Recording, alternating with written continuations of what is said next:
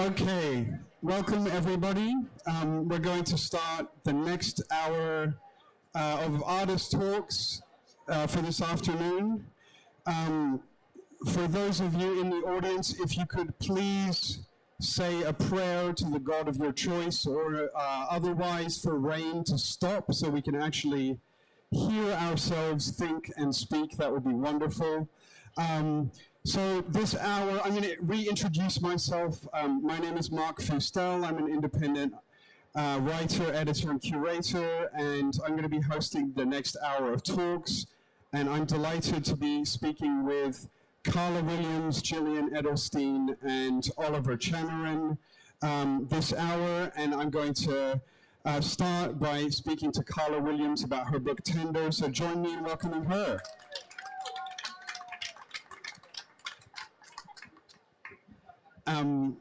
So welcome, Carla. Thank you. Carla is an American artist, but not always an artist, which we can maybe discuss. This is Tender, which is published by TBW Books, is actually her first book. And Carla had a long career as a photo historian, a writer, an editor. And Carla is, I believe you are based in New Orleans, is that right? And so we're now going to look at some spreads from the book Tender. The book is made up of self-portraits. Yes. Which were made over a period of I believe, 14 years, roughly. The span of the book that it covers, but primarily in the 1980s. Yes. And I guess my first very obvious question is, why wait so long, and why did you decide to finally publish these images now? Well, I probably would have waited forever. It was the publisher that reached out to me kind of at the beginning of the pandemic. And it turned out that I used to have a store in New Orleans, and I apparently at some point published 3 of my old images on the Instagram account. And a photographer who was working with them saw them, and they were looking for a 4th photographer for a book series. And he recommended me, and that's how they got in touch with me. I mean, I can't even say I retired. I had just sort of stopped pursuing anything photographic, really, when I moved to New Orleans. So it was just serendipity and amazing timing. Can you keep the mic as close to your mouth as possible? Yes, yes. So in the text in the book, you write about the childhood memories that kind of planted the seed for your experimentation with self-portraiture, with the nude self-portrait. And there's one phrase that I really liked where you wrote, "I wanted to be Karis Wilson and Edward Weston in one." Yes. And I think it speaks to this, this is something that we discussed in a previous talk, the fact that the overwhelming majority of female nudes are made by white men. Yes. And so, let alone, female nudes of a black body. So I wanted to know, were you kind of driven by a desire to present, a different perspective, in opposition to all of that, or was this rather something that you were doing kind of for yourself? It was a little bit of both. I mean, I was an undergraduate and I was studying photo history along with studio photography, and I was really interested in portraits. I really loved all of those photographs, by Weston, even the pictures by Stieglitz of Georgia O'Keeffe. All of that work was really compelling to me, but I just wanted to see my likeness there. And nothing else in my photo history education was showing me really my likeness in any complexity, let alone in those kinds of images. And so I thought, I'll just make them for myself. So that's really where a lot of that came from. Mm-hmm. Another really striking aspect of this project, I think, is as we're seeing in these images, is the kind of the range of, obviously like black and white and color and different approaches to the image, but also the emotional range that you're expressing, you know, the images they vary from like sensual, sexual, defiant, you know, funny, provocative, and these were taken over a very long period of time. So I'm wondering if, you know, that was intentional, they're exploring these different emotional states, or if it's kind of just something that accumulates over time, as it were. Again, probably a little bit of both, mostly the former. It was really intentional. Like I was really, once I kind of discovered self-portraiture as my medium, I was really committed to sticking with it. And I also knew that in doing so, I'd have a particular challenge to meet in not becoming repetitious. And at the time, this was kind of when Cindy Sherman's work first came out, and I was really heavily influenced by just the fact that she was able to sustain the use of the self-portrait over various bodies of work. And so I knew that I had to really explore more broadly and deeply in order to create a body of work that wasn't a single note. So that was very deliberate. And you mentioned that you know, you didn't retire, you kind of stopped pursuing this path.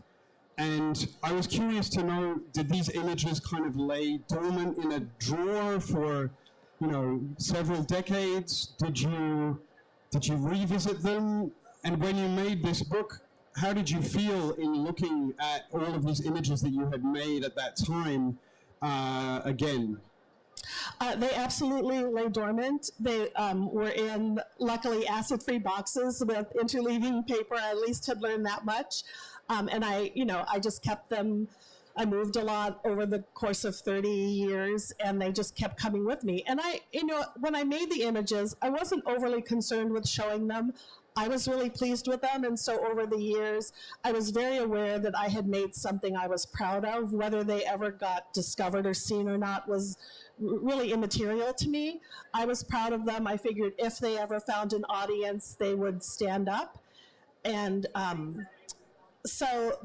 just kind of held that belief. I really liked the work, and so I just had faith in its really just kind of its existence in the world. I felt that they had done what I wanted them to do, which was fill in a gap in the history of photography. And so it was my nephew who was going to end up having to do something with them eventually, but he dodged a bullet. You beat him to the chase. I did. I beat him to the chase. And could you tell us a little bit about the collaboration with the publisher, with TBW, like Paul Schick? Yes. I read the book is kind of edited and sequenced with him, and I imagine that the images in the book are part of a much larger group of Yes. images. So how did you just give him all the images and tell him, call me back when you're done, or was it much more of a collaborative process? No, I didn't tell him that, but that's exactly what happened. I, by chance, had to evacuate from a hurricane early on and brought all of the images, all of my negatives and prints to California, where TBW is based. And so I had already begun the conversations with Paul, and so I dropped off all the materials with his, the guy who does the separations and prints, because he was in Southern California, and they migrated north to Paul. And then, over the course of a couple of years, we had conversations, but never anything in any great depth, certainly not about sequencing or editing. So Paul had access to everything, and after the course of a couple of years, I got a PDF in an email, and, I was, you're nervous because you think, what's the first edit going to look like?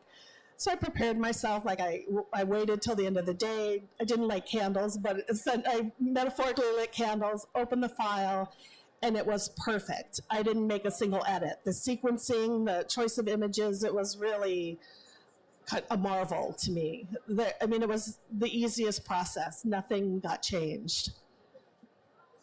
I think many of the people that have made books with the publishers here would attest to the fact that it doesn't always work that way. So Yes. You're very lucky in that regard. Indeed. I wanted to ask as well, the title, Tender, you know, in kind of relation to what I was saying before, in that the book expresses so many different states, I was just kind of curious as to where that specific word came Yes. from and how you decided on that. Yeah, that was my contribution. I did come up with the title, and I wanted a word that sort of encapsulated all of the different sort of complexities of being a young woman. So it was about youth. It was about my process in photography. I was falling in love really with photography at that time, really experimenting with it, and but I also was conscious of the notion of tender as value, like legal tender as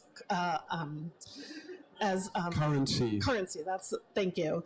And so there were different ways in which I thought the word worked on different levels with the variety of images that was in the book. And so yeah, when I came up with it, I was completely pleased with myself. Like I was so happy with it, and it has really remained so from the moment I thought of it. I've never wavered on it. It seemed really perfect. I got lucky.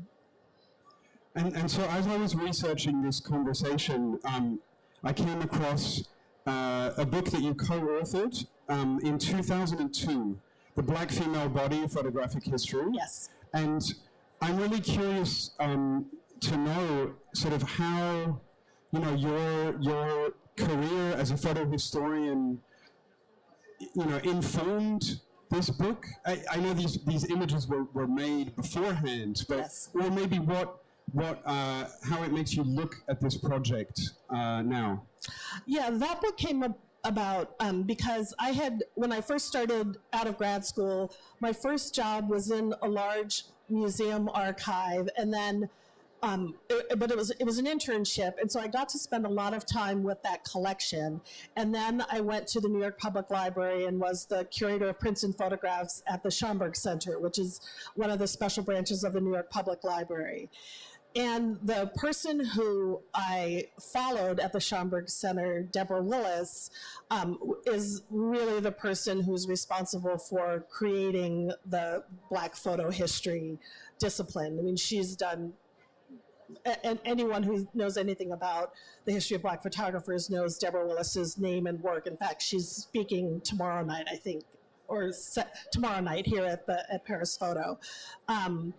And because I replaced her, I mean, I took over the position that she had left, we started to communicate. And because she had this long tenure at the Schomburg Center, and because I had just come from a large collection and was immersed in that large collection, we got to talking about representation, what public collections had and what they didn't have. And I was really interested in the nude, and so we had conversations about what happens in the public archive with nudes. Very often, I guess, in public archives, either patrons steal them or librarians censor them.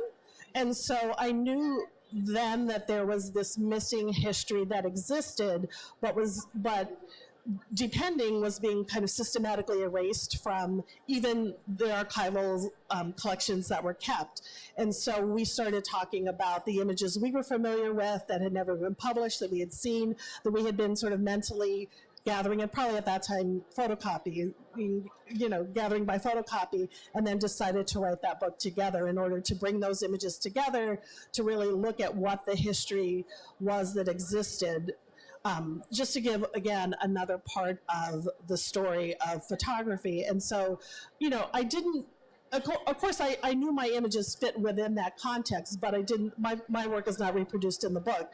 I just, I knew then that, I think probably writing that book reinforced what I had done, that I had created a body of work that filled in what I perceived at that time to be a gap, but I have subsequently learned was still a gap, but not necessarily the gap that I initially believed there to be.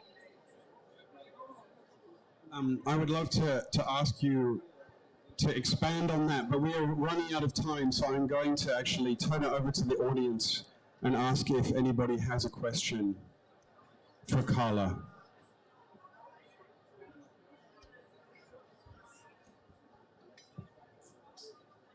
Thanks. I loved the question about the title and learning that the title was completely yours as a contribution to the book. But I have to say, the first time I saw news of the book and then got a copy of the book, I thought I almost misread it as Tinder, which is this common sort of a parlance for posting sex, looking for sex. Yes. And then thinking, no, it's not Tinder, it's tender. And so I love that switch with just a vowel. And I think it works wonderfully with the book, which Thank can you. be misread as so many things, especially around bodies, and certainly as you've also written around Black bodies, Yes. can be misread, but also then recontextualized again with your title. So I thank you so much for that. Oh, thank you.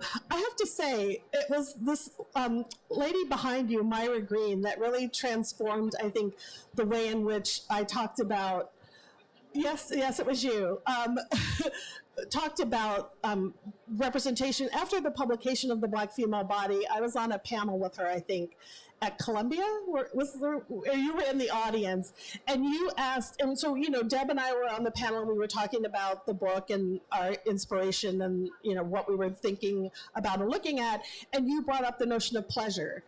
And it was that question was really transformative because, of course, we were so concerned with, I think, a particular kind of representation that we knew existed, and we're seeking to sort of not necessarily combat it, but just give it more context. Pleasure was not really a part of that book. It was not a part of the conversation. And once you asked that, it completely changed the way in which I think my scholarship moved. It was, you never know what you're saying when you're standing up. So I have to thank you for that. It's amazing that you're here in this moment to know that. Thank you so much, Carla. That's all we have time for, but thank you so much. Thank you.